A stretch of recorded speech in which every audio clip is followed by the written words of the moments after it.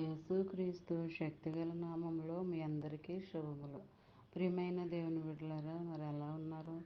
గతించిన వారం అంతా కూడా ఆయన రెక్కల నీడలో మనందరినీ కాపాడి నడిపించి పోషించి ఆయుష్నిచ్చి ఆరోగ్యాన్నిచ్చి మరొక నూతనమైన దినములో వారంలో మనల్ని ప్రవేశపెట్టిన విధానాన్ని బట్టి మరొకసారి ఆయనకి వందనాలు చెల్లించుకుంటున్నామండి.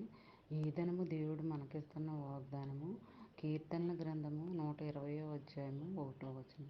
నా శ్రమలో నేను యెహోవాకు మొరపెట్టుతిని, ఆయన నాకు ఉత్తరం ఇచ్చెను. ప్రియమైన దేవుని బిడ్డలారా, మనం ఎప్పుడూ కూడా శ్రమలు లేకపోయినా, బాధలున్నా, బలహీనతలున్నా, సమస్యలున్నా, అప్పులున్నా, అది ఏది ఉన్నప్పటికీ అది శ్రమగానే మనం అనుకోవాలి. శ్రమగా మనం అనుకున్నప్పుడు ఆ శ్రమను ఆయన దృష్టికి తీసుకెళ్ళాలి. అప్పుడు మనము మొరపెట్టుకోవాలి.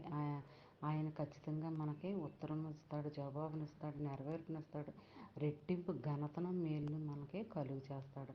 ఎప్పుడు కూడా మనం శ్రమ వచ్చిందని కృంగిపోకూడదు, బాధ వచ్చిందని నలిగిపోకూడదు, వ్యాధులు వచ్చాయని తొట్టిల్లిపోకుండా, మరి కలత చెందకుండా, మరి అనేక రకాలైన బాధలతో మనం ఉండకూడదండి. ఏది వచ్చినా అది దేవుడు మన మంచి కోసమే పెట్టాడేమో అనుకుని ఆయన సన్నిధిలో ముందుకు సాగిపోవాలండి, ముందుకు నడవాలి.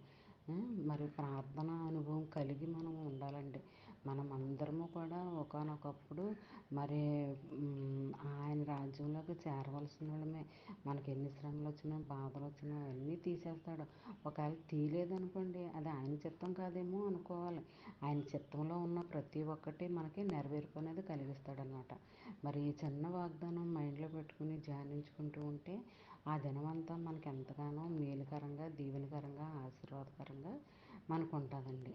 మరి చదువుకోవాలి, మైండ్లో పెట్టేసుకోవాలి.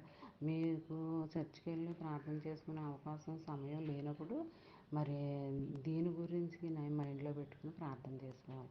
చిన్న చిన్న వాగ్దానాలు మైండ్లో పెట్టేసుకుని క్షణం ధ్యానించుకుంటూ ఉంటే నీకు ఎంతగానో ఆశీర్వాదకరంగా ఉంటుంది.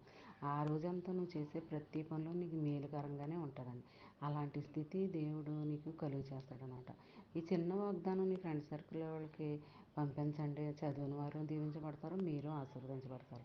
ఒక్కసారి దేవుని యొక్క ఆశీర్వాదాలు ఎప్పుడు పడితే ఎప్పటికే అవ్వండి. అవి అలాగ అంచెలంచెలుగా ఆశీర్వదిస్తూనే ఉంటాడు. మరి ఈ దినమంతా ఆయన దగ్గర నుంచి నువ్వు ఆశీర్వాదాలు పొందుకోవాలని, ఈ వాగ్దానం నీకు నెరవేర్పు కలగాలని, మరి దినమంతా నువ్వు నేను మనందరం ఆశపడదామని కోరుకుంటూ ఆమెన్. God bless you.